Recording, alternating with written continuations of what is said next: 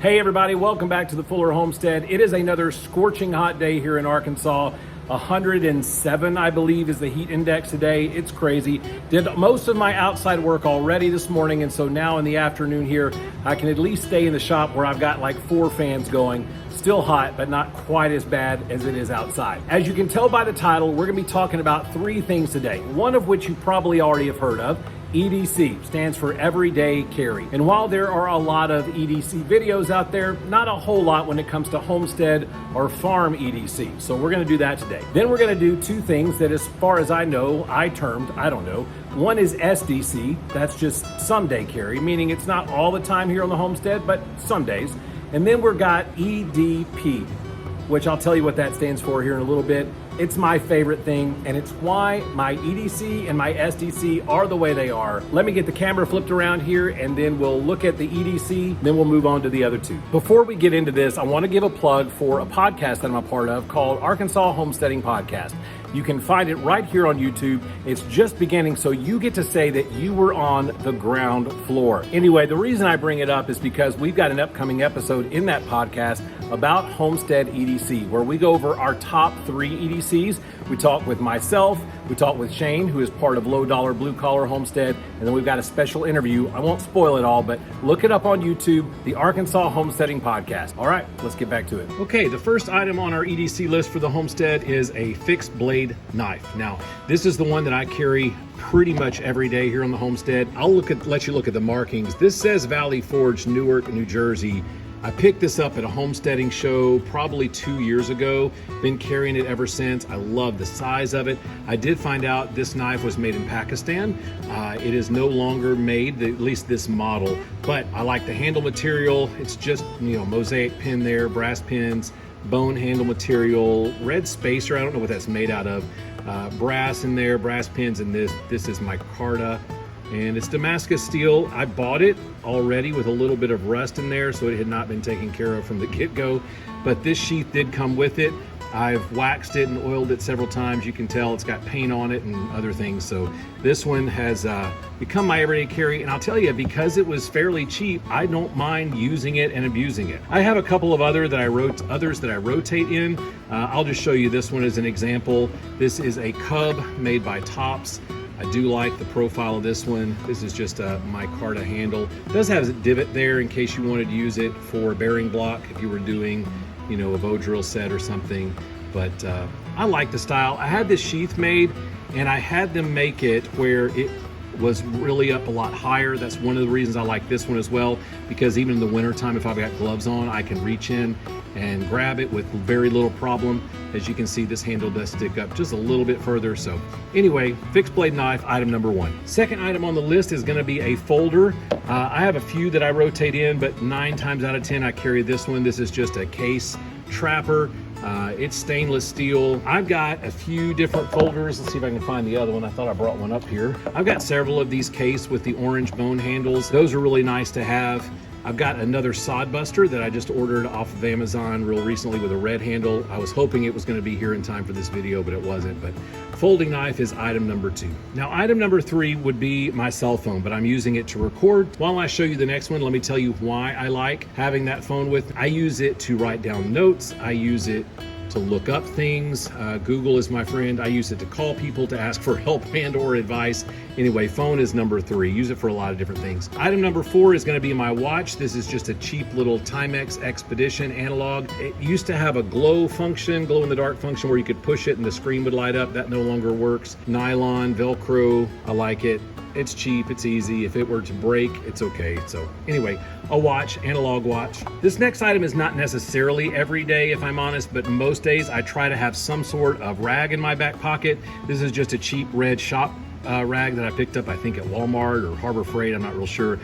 You can tell it's been used even today. Everything from wiping grease off my hands to wiping my face when it's hot like it is today. Use the rag, it's helpful to have. That's my EDC/SDC because I don't necessarily carry it every day, but most days I try to. All right, now this genuinely is an SDC type deal. And I'm gonna tell you, I have pretty much stopped carrying a multi-tool, but I do have a few that I would rotate in. This is obviously a Leatherman super tool. It's good, it's got pliers, wire cutters, few blades, file, but I'll tell you, I hardly ever carry it anymore. I did for 4 or 5 months solid, and then I realized I just never used it because of my EDP, which I'll talk about in a second. As you can see, I've got a few different ones here. I've got this Gerber. I actually like the pliers on this one better. It just seems more flexible, gets bigger stuff. And then I also like the screwdriver better here on the outside. At my job where I work part-time, and I use this quite a bit. Pliers don't work as great as they used to because we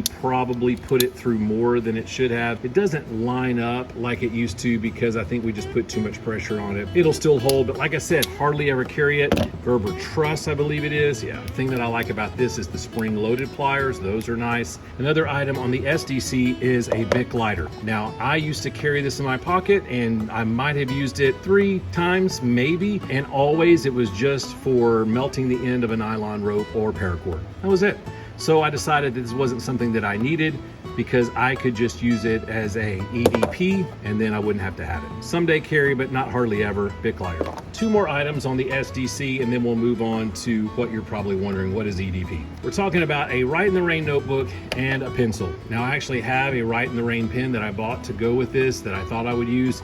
And I just found that I used my phone more. Having this in my back pocket just didn't fit well. It wasn't for me. I know guys, in fact, my co-host on the podcast, he carries a notebook all the time and he uses it religiously. I just haven't been able to do it. So someday carry, but hardly ever. The last someday carry is going to be a firearm. I've got a little Ruger LCP there and a Glock 43X right there. Now, 9 times out of 10 when I go into town, I've got this Glock on me. I hardly ever carry the Ruger anymore. I might use it on the Homestead just to go out real quick if I heard something and it's dark outside. I might carry it just in case, but hardly ever. This one mainly stays inside. The Glock I carry most every day when I go into town. And now we come to the biggest part of our video, EDP. What does it stand for?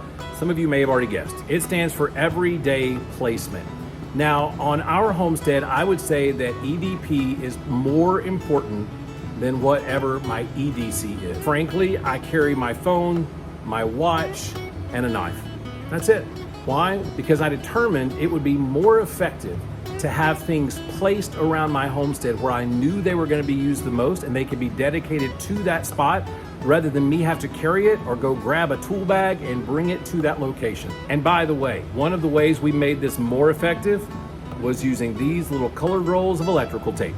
I'll explain. Let's go outside. So we're out here at the garden, and let me tell you how this everyday placement thing kind of came about. When we first moved here, anytime something needed to be done, whether it was with the rabbits or with the pigs or the goats or at the garden, I would just simply either take a rolling toolbox that had a bunch of different tools in it, or I would take a tool bag, or I would just grab a few things I think I would need. I would get out there, then I'd have to come back to the shop, and it just became a pain. And I thought, why in the world am I carrying stuff all the way around here when I know basically what's going to be used at every location? So that's when I started making little shelters that could be an everyday placement holder for me. For instance, at the garden, in fact, even before we planted a thing, we built this. This is just a little overhang. Currently, it is holding our tiller, our horse tiller, and some tools.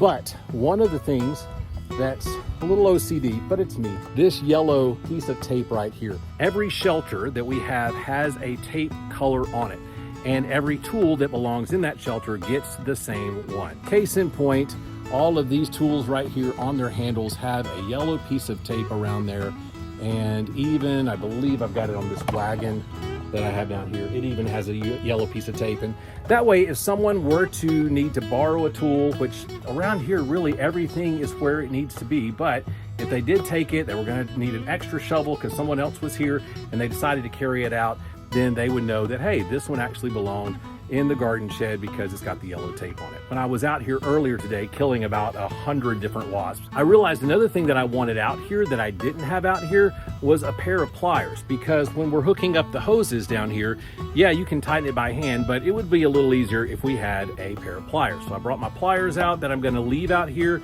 and then I brought the yellow tape.